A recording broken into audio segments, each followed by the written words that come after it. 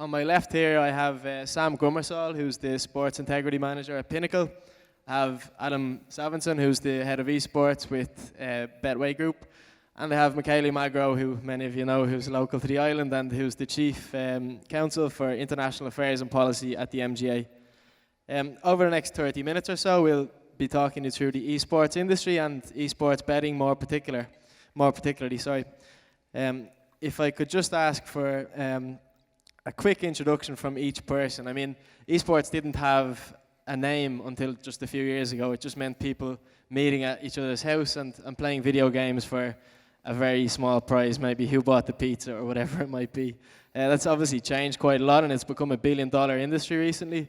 If I could take your thoughts, guys, on where you've watched esports grow from and where it is today. Maybe I can start with you, Sam. Sure, yeah. Well, myself, I was actually a professional gamer, not really in the esports, but professional card game player 15, 20 years ago or so.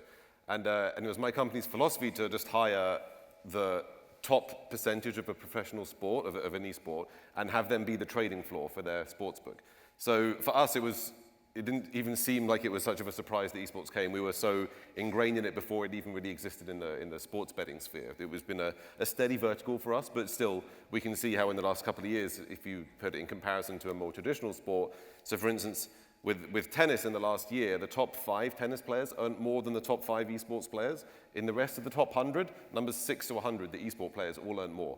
And the viewing figures are more, recreationally, esports is played more. I mean, ask yourselves, how many people do you know that go and play cricket or baseball or tennis or even going to say soccer? How many people do you actually know that go and recreationally play soccer? How many people play video games at home? I think you're right. I think we all play video games. I'm sure most of us in the audience have at least played a game on your phone or something. Probably some playing right now. And I hope not. I hope we're not boring you so much. Adam, maybe you can talk us through your journey in esports and again, how you've seen it grow.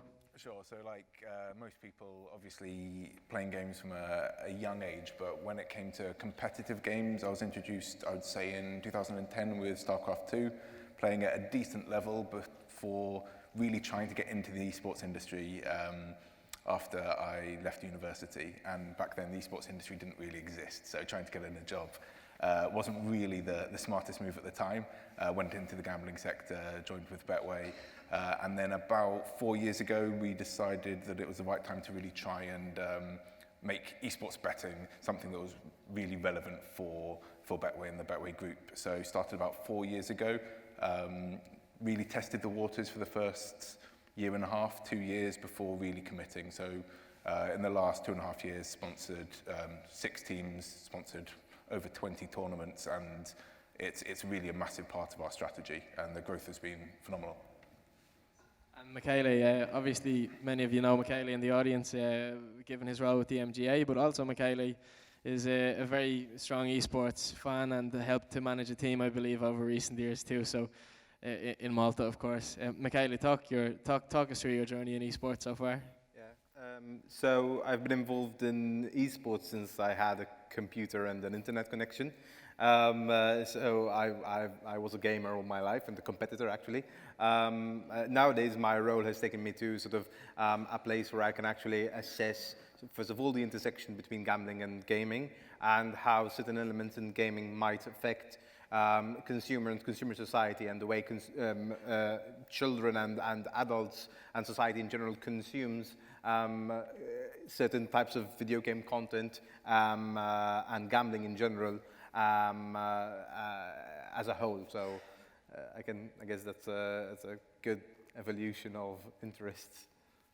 Very good. And if we move just quickly on to esports betting particularly, obviously, we wanted to give a small summary of what esports is for those in the audience who maybe don't follow it too closely and maybe aren't overly aware of the intricacies of the industry. I mean, there's over 200 million people actively watching esports regularly. It's really become a kind of it's almost on a par with some of the major sports out there, I think, or even above quite a few, as Sam was pointing out. Esports betting particularly, I mean, you maybe wouldn't realize just how many wagers are placed on esports each year. In 2019, it's forecasted that there will have been $8 billion worth of wagers placed. Compare that to the esports industry value itself of 1 billion, and you can see just how big it is. When you start to look at some of the growth areas as well, I mean, esports fans are primarily in the US, Southeast Asia. That's where it's most popular. And those markets, it's effectively illegal to gamble in many of the areas, many of the territories in those markets. So as they start to open up, it will only get bigger and bigger, I think. I'd like to ask each of you, I suppose you've been involved in esports for quite some time, as you've mentioned. Talk us through kind of the opportunities and the challenges of esports betting and what it can offer to an operator. Well, certainly it's like a mix of two sort of unknowns to the general public. This is esports and then betting. Betting's generally, has quite a bad light just to most people, and then esports is something they've never heard of whatsoever.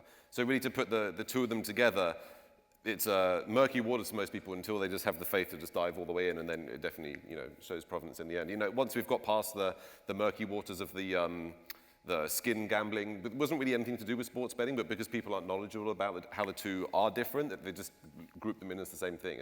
And now that's passed. That's been several years since that was a thing, and really just esports, the sponsorship it used to be. The gaming apparel, the chair, the mouse, and now it's just, the major high street brands, the Coca-Colas and stuff are there sponsoring the event. So just as a whole, the whole industry is becoming bigger, and esports betting, as you say, it just rises in direct comparison to it. Yeah, you make a good point, obviously, when you mentioned the big brands coming in, the non-endemic brands, as they're called, who are coming in to sponsor esports events. Obviously, that's adding quite an influx of funding to the industry and helping it to really formalize itself, something maybe that historically it hadn't done. I mean, Adam, I suppose you've got a key role with Betway Group then on esports. You head up their operations on esports. How have you seen esports betting grow for Betway as a vertical? Sure. So lots of interesting points. When we were first taking bets in 2015, it was something that we were really excited about, but the trading was really difficult. You saw the market wouldn't move when clearly there was information out there that some of the punters already knew, and it was very difficult to make money. I don't know whether Pinnacle was in a similar position, but that has now absolutely changed. The market has matured. People sometimes look at esports because they've considered it to be a buzzword for the last 5 years. It has matured a significant amount in the last 5 years. Access to data is much more accessible, and actually that's becoming a really big part of the industry, both for gambling and not, the reselling of this data. And a really good point on the sponsorships. I mean, the video that you saw at the beginning, I think that was ESL 1 Cologne 2018. The first tournament that I ever sponsored was ESL 1 Cologne 2017, and it was one of the events where there was us, we were a big brand, there was a computer company selling desktops, and there was a company selling mice, exactly the point that you stole off me.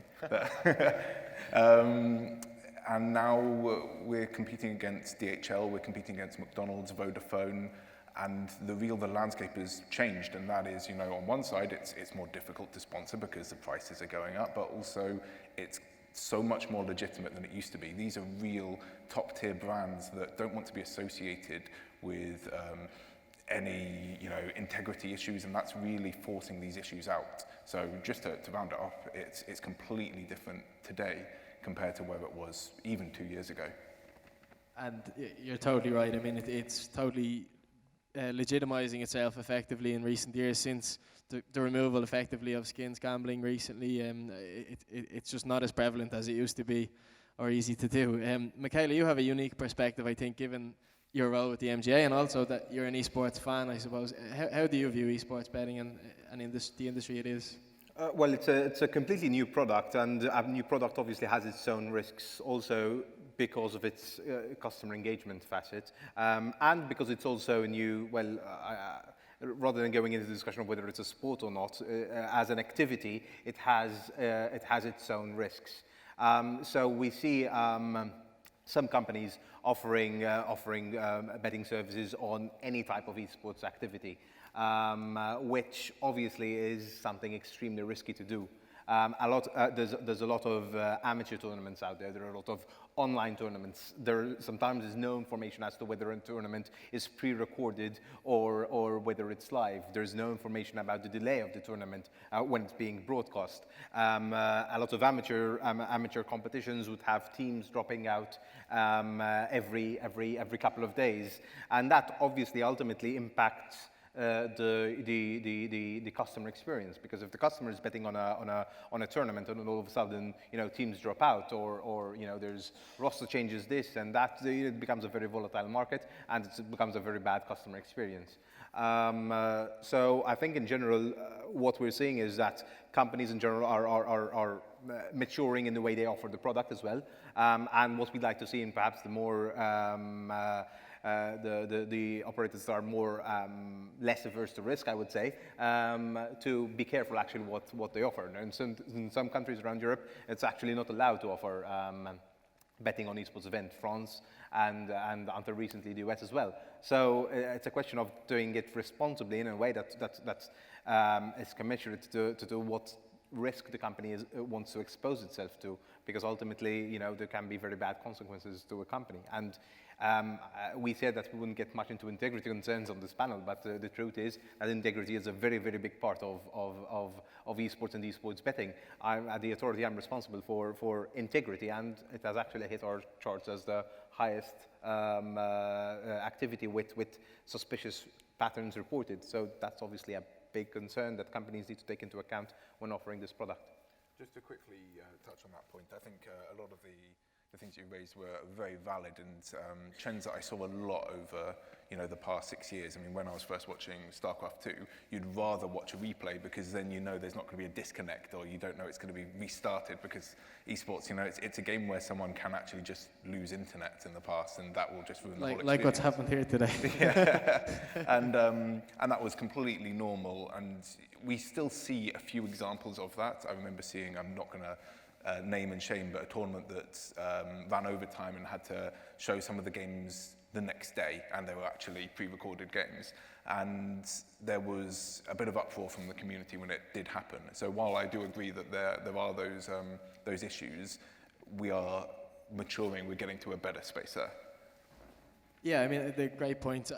I would throw a curveball your way in the sense that, given that there's more suspicious patterns, etc., seen within esports betting potentially, what can the industry do to, and feel free any of you to answer this because we haven't prepared this at all, what can the industry really do to formalise itself from that point of view? I mean, there's organisations like ESIC, there's others as well, and they're great, and we don't want to go too heavily into the integrity issue because, as we mentioned, most of it has been stomped out and it's more in line with sports than it's ever been, so it's on the right track. What can the industry do to make itself even better than it is? Well, the good thing about esports is it's pretty good at self-policing itself. Like the fan base is really what drives esports. That's the difference between video game and esports. It's purely just the fans wanting to play or wanting to see professionals play the game that they play themselves. So really when the community gets a sniff that something's wrong, the players get called out, the league officials get called out, and those things don't generally stay around for a particularly long time. There's no team or player that's been fixing esport matches for years and been getting away with it, whereas that might be the case under the radar in other sports. But generally the community is pretty quick at policing themselves. So obviously, certainly we try and help as much as we can, and as you mentioned, the integrity side of things, well, like underage is an issue with receiving bets. Obviously, the whole player base and community are much of a younger age than a traditional sport. That's just something else to add on as well. Just one extra point on that, and it's something that if anybody's listened to esports panels before, they've probably heard it 1,000 times, which is working with the publishers, working with the developers, and it's that pipe dream of the people who actually own the game. If they get involved, they can help fix this. And that is still a bit of a pipe dream, but we are seeing movement from the developers, and this is all down to the same thing, the same discussion we've been having this whole time of, yes, it was in a different place 3 years ago, but we're moving to a much more mature, much better space. And the deal between Riot Games and Sport Radar that is done to assist with, policing and ensuring integrity in all of their games is a massive leap in the right direction, and other publishers will inevitably follow. Riot Games was always the one that no one expected to follow, and they've gone and done this. There's also a lot of scope for sort of a public-private cooperation in this field. And I think a recent example of that was a couple of, maybe a year ago or a few months back, there was a fixed match in Australian Counter-Strike. A few months ago, there was a fixed match in Australian Counter-Strike, and it was through data shared by betting operators to regulators and to other monitoring bodies that eventually got the fixers and the players on these Australian teams actually prosecuted in court and actually sent to prison for what went wrong.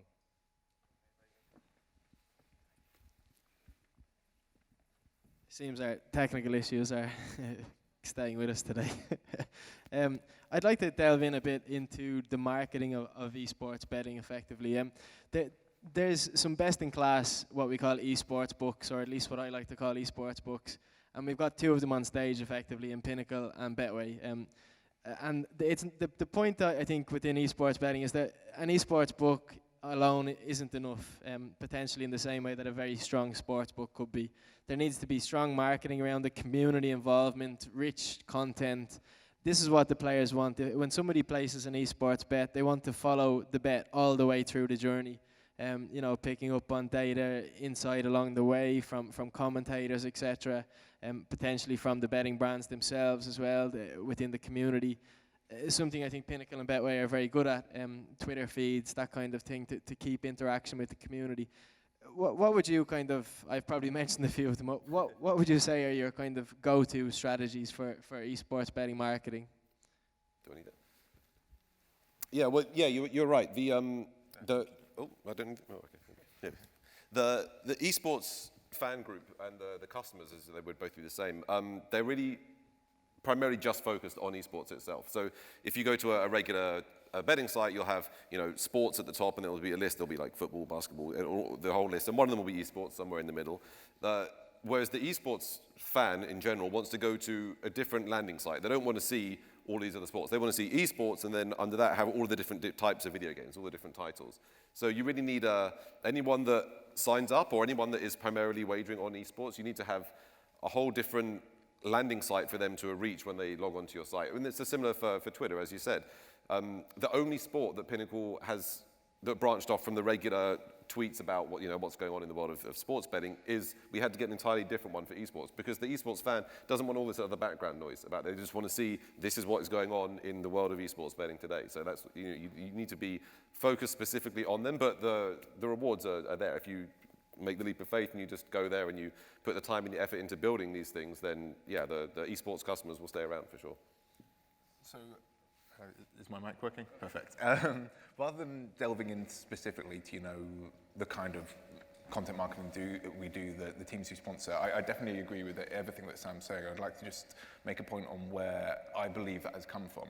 And it's because esports didn't, it didn't come overnight. Esports has existed for quite a while, and it's only been in the last couple of years that people have actually acknowledged and accepted it. But esports, in 2010 and 2008 was still happening, but the wider audience, the media, the wider population just ignored it. And therefore, in order to get their news, in order to get their updates, they couldn't go to the BBC website, they couldn't go to Sky Sports, because nobody gave them time of day. So they had to create their own news websites. They couldn't go to Pinnacle or to Betway to place a bet, because at the time, I can speak for us rather than for you, I know you've been doing it longer, there wasn't anywhere to place a bet, so they made their own betting sites, and that's what the illegal betting came from. But it was less so that people were trying to avoid regulation, it was more they wanted to bet and there was nowhere else for them to be able to bet, so they made it themselves.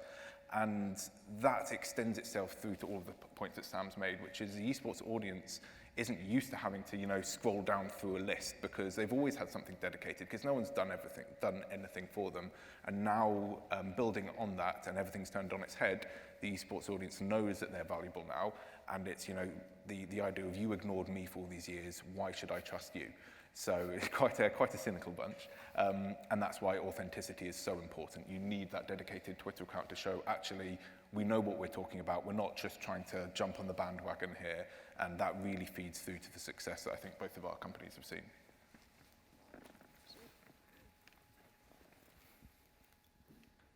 That kind of leads us a little bit on to the next point, which was are esports fans and customers effectively different to sports fans? I think we agree they are, but some of the key things I think which can be applied by operators when entering into the esports market, effectively esports betting market, the esports fans are different. They don't have the same need necessarily for bonuses for these kind of traditional old school marketing mechanisms.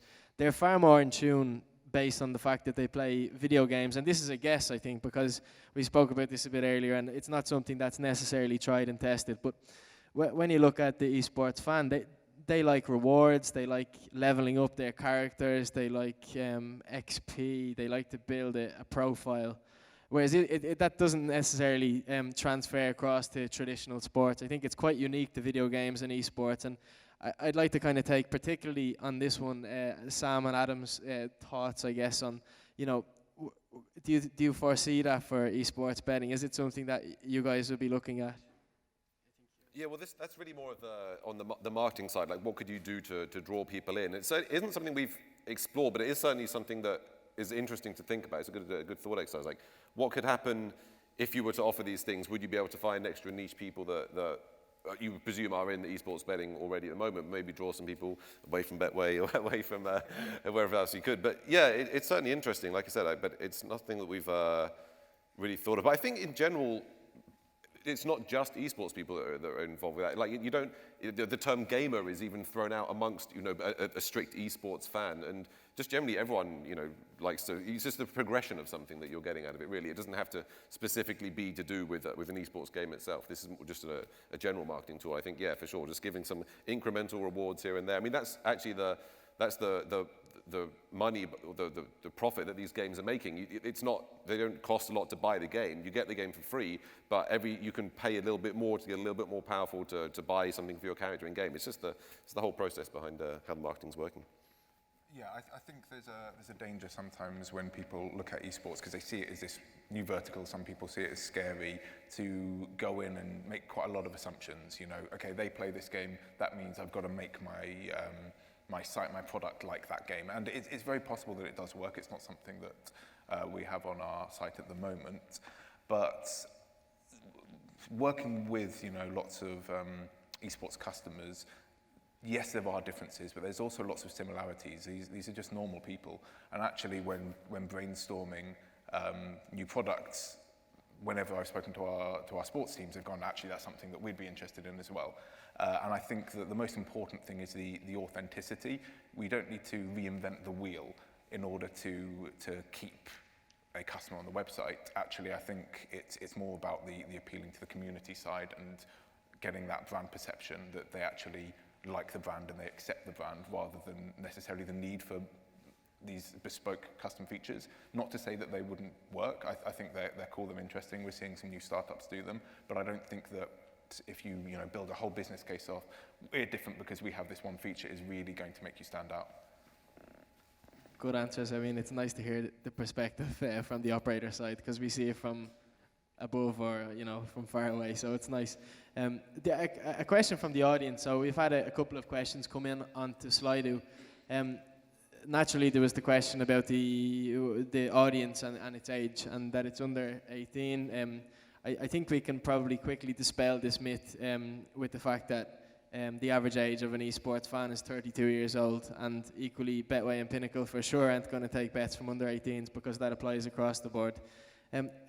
If you had to kind of quickly discuss this issue, and because I'm sure it comes up a lot for you guys. Sure, I can take it really quickly, and it's something that we've today we've touched on a few times in earlier sessions, that in the UK, and Betway is a UK licensed operator, you've got to stick by the ASA standards as they're linked to the license. And they're strict standards. One of the core components is making sure that you're not advertising to under 18s, and Betway complies with all of those, and it has not been difficult. We ask for audience breakdowns of all of the streams, of all of the influencers, ambassadors that we work with, and it has not been a problem to date. As you said, it's a myth that these are under 18s watching the games. The games are really complex, and we discussed this earlier. Like League of Legends and Dota You've got to really work at it for a long time to really understand and enjoy the game. There are other games that do have younger audiences. Fortnite is one of them, and I'm not denying that there'll be a larger, younger Fortnite playing and viewing demographic, but that's not the games that we're talking about, that we're taking bets on. There's a danger by using the umbrella term esports. The reality is that we're quite often talking about Counter-Strike, League of Legends, Dota. Some people may mention Overwatch or Call of Duty, but these are individual sports that are assessed individually, and that's important to take note of. Yeah, so those ones, that's generally the Nintendo generation grown up. That's like the mid-30s as of right now. And those people are playing games with their kids. You know, no one goes and throws a soccer ball around or does football around outside. It's just you're playing the video game. So obviously the kids will certainly be involved at some point. But yeah, that's where the mid-30s like age range seems to come from right now. But yeah, I completely agree as well. The Fortnite is, I don't know what our overall percentage, but it's got to be less than 5, maybe even less than 2% of our overall turnover. So generally, the sports, the titles that are driving video games to becoming an esports, the interaction with the underage people is nowhere near as bad as you would think in those titles.